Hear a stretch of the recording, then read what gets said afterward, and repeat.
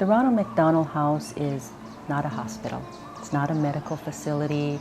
It's not a hotel or rooming house. It's a place of hope and support and caring hearts. It's a home. It's a home away from home for seriously ill children and their families who come to Oahu for life-saving medical treatment that's not available where they live. Now, we're talking about children with medical conditions ranging from premature births, critical injuries, organ failure, cancer, or leukemia. These are children and families who need help. When we first were being medevaced, we knew that Kaylee was going to need to be hospitalized for quite some time, if she lived at all. She has what they call brain bleeds. It's grade 3 and grade 4 IVH, and she's lost a substantial amount of brain tissue, and she has a VP shunt and cerebral palsy. We came back from the hospital a few times just absolutely devastated, and there was other families in the house at the same time going through different issues, different medical issues, cancer, and just by being able to have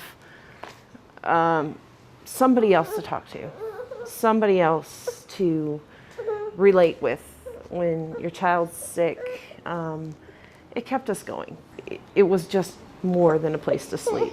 There's not any facilities beyond Hawaii that are anything adequate to Kapiolani and Shriners, and without the Ronald McDonald House, I'm sure there'd be people sleeping in the hallways at the hospital, and there'd be people, sleeping in their cars, and people not getting the care they need because they can't afford to come. I have cancer. It's subcutaneous penicillitis T-cell-like lymphoma. It's a very rare type of cancer. I'm the only male in the world with it right now. This house means a lot to me because it's close. I feel safe here, and it's just my family. I meet a lot of young kids, very young. Some of them not even 1, some of them younger than 5, and it's hard to see because they're so young. They don't really know what's going wrong with them, but they still enjoy themselves while they're here. They're not sure what's happening, but I can see it in their face. They seem really happy when they're here. What you see today is not what you would have seen a year and a half ago. He was very ill. He's beat the odds.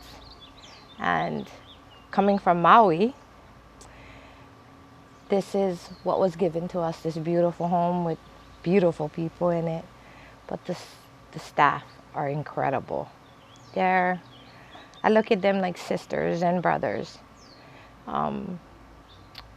You can't find aloha like what they give us here.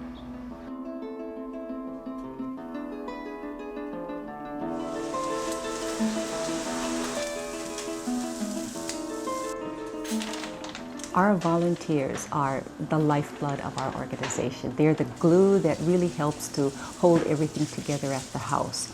I cook breakfast, and that was a really wonderful thing about the volunteering here, because they try to find something for you to do that's of interest to you and which you feel some reward and maybe some ability to share with the residents. Actually, that's the big reward of working here, because they're so appreciative. They're all going through a pretty hard time and undergoing a lot of stress and anxiety, and just to give them a few moments of relaxation and maybe some comfort food, I think that really helps them. The Ronald McDonald House Charities needs volunteers. We are the heart and soul of the house and the hospital. Without it, most of the things that they offer to all the residents wouldn't get done. The staff has stretched to the limits. They need us. And it's obvious every time I come how much I'm needed.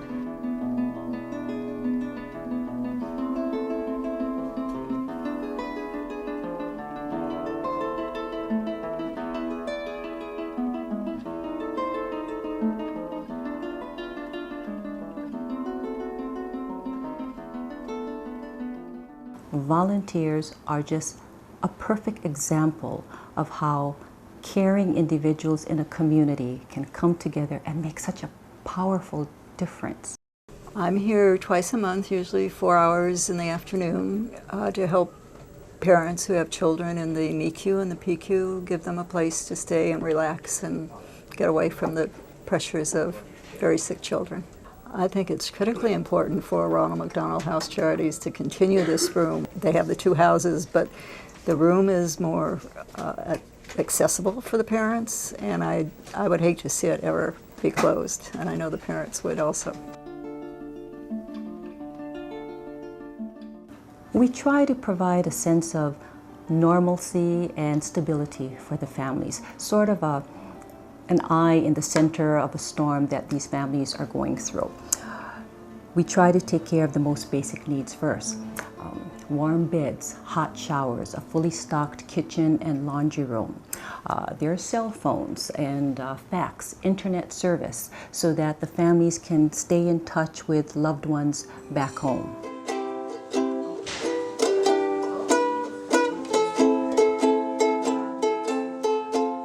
The Ronald McDonald House it belongs to the community. It's the people in our community who make it possible for us to do what we do. It's their house.